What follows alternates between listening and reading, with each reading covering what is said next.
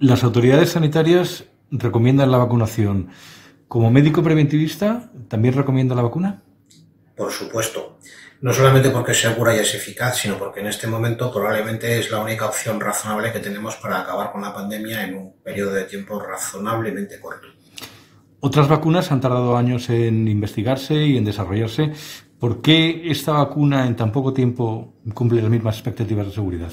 Bueno, porque no es verdad que haya sido en tan poco tiempo. Llevamos 25 años trabajando con vacunas de RNA y verdaderamente el problema que tenían era su coste y su distribución. En este momento se han dado las circunstancias para que el coste haya dejado de ser un problema prohibitivo y se han puesto en marcha recursos tecnológicos para hacer viable la distribución. Pero desde el año 95, en el que Wolf publica su primer artículo sobre vacunas de RNA, todo el mundo teníamos claro que las vacunas de RNA iban a ser el futuro de la vacunación. Y en este momento lo que se ha hecho ha sido pues aplicar la tecnología existente a un virus nuevo, emergente y con gran éxito por otra parte.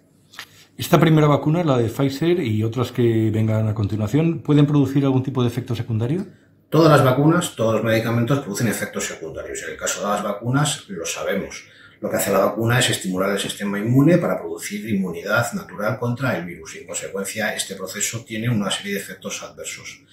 En el caso de la vacuna Pfizer, lo que tenemos documentado hasta ahora es que aproximadamente el 83% de los pacientes tienen algún tipo de síntoma local, que puede ser normalmente dolor en el punto de la inyección, enrojecimiento o una ligera inflamación, y como pasa con muchas vacunas, y luego lo que más importante sería ver los efectos severos. Afortunadamente, los efectos adversos graves han sido escasísimos y muy limitados, y mucho más pequeños que en el grupo placebo, y en consecuencia esto avala de manera contundente la seguridad de la vacuna. ¿Cómo actúa esta vacuna? ¿Me protege de la infección o lo que hace es si me contagio los efectos de la enfermedad sean menores?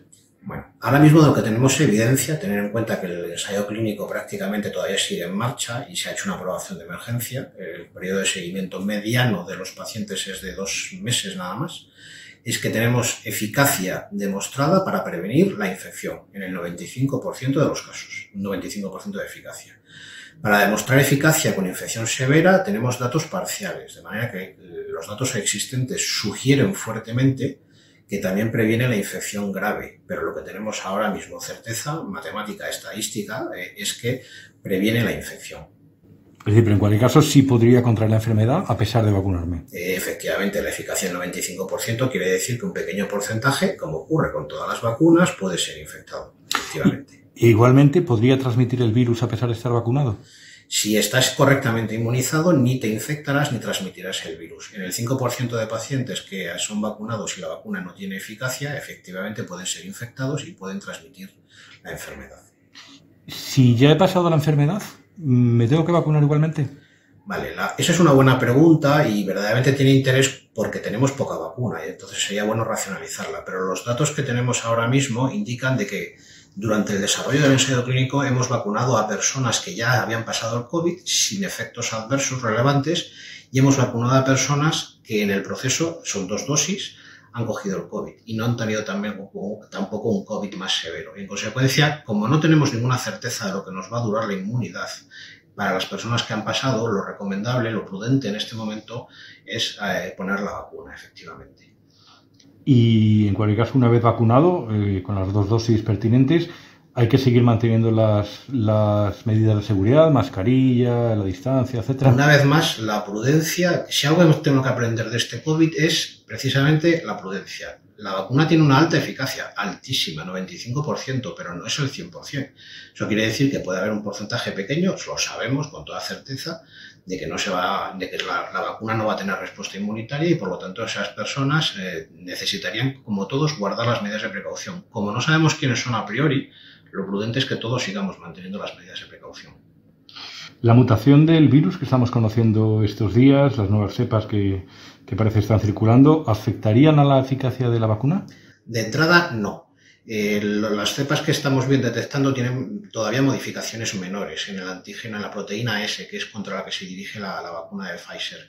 Esas modificaciones no afectan sustancialmente a la proteína S desde el punto de vista inmunológico. Sí que es verdad que es un número importante, esta variante tiene 5 mutaciones, pero el epitope general, o sea, lo que es la estructura proteica, sigue siendo la misma y en consecuencia la vacuna tiene una aproximación distinta y mucho más compleja que conserva la eficacia. Sí que es verdad que si en el futuro, a medio plazo, se siguieran produciendo mutaciones, es posible nada más, que la vacuna dejara de tener eficacia. Pero sí que es cierto que una vez identificada la mutación, los cambios que hay, volver a reformular la vacuna para hacerla eficaz a estas variantes sería un proceso francamente rápido, que llevaría nada más que 4 o 5 semanas.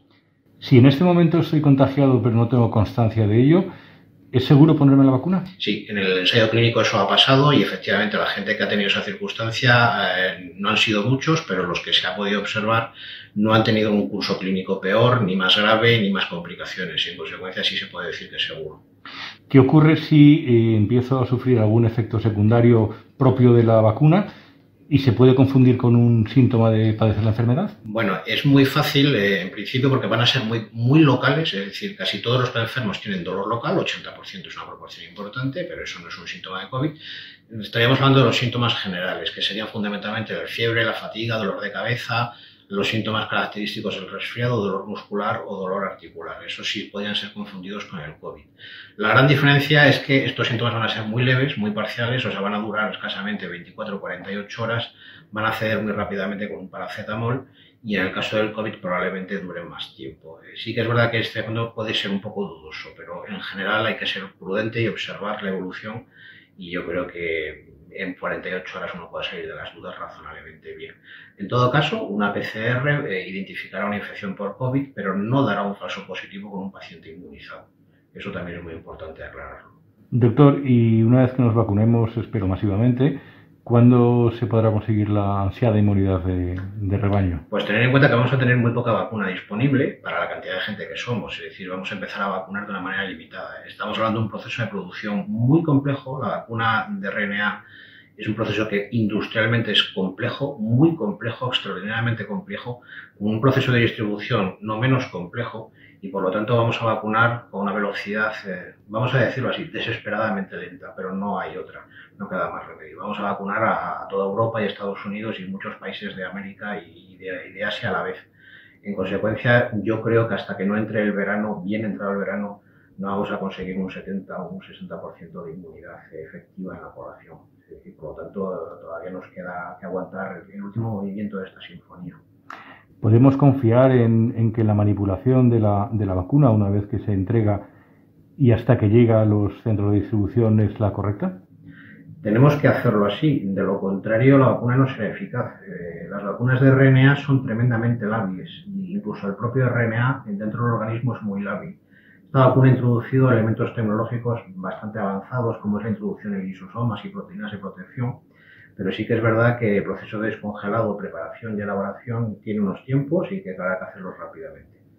Es un reto logístico considerable, pero vamos, yo creo que el personal sanitario está más concienciado que ninguno para poder hacer este trabajo bien y de manera efectiva. Nos va mucho en ello, desde luego.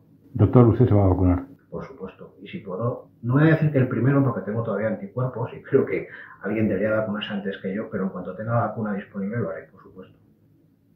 He trabajado mucho tiempo en desarrollo de vacunas, esto lo digo a título personal, ¿no? Y durante mucho tiempo hemos visto las vacunas de RNA como el futuro de la vacunación. Ese futuro era muy caro, era muy complejo y verdaderamente hoy se dan las condiciones para que eso ocurra.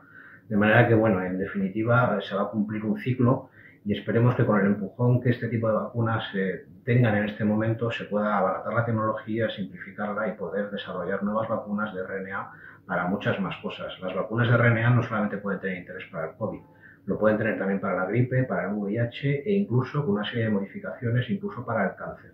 Es decir, que estamos hablando de un arma terapéutica y preventiva con un potencial muy considerable. Vamos a ver hasta dónde llega, evidentemente, porque estamos todavía especulando un poco, pero tenemos una gran oportunidad para dar un gran paso en defensa de la salud pública. Muchas gracias, doctor. Gracias a vosotros.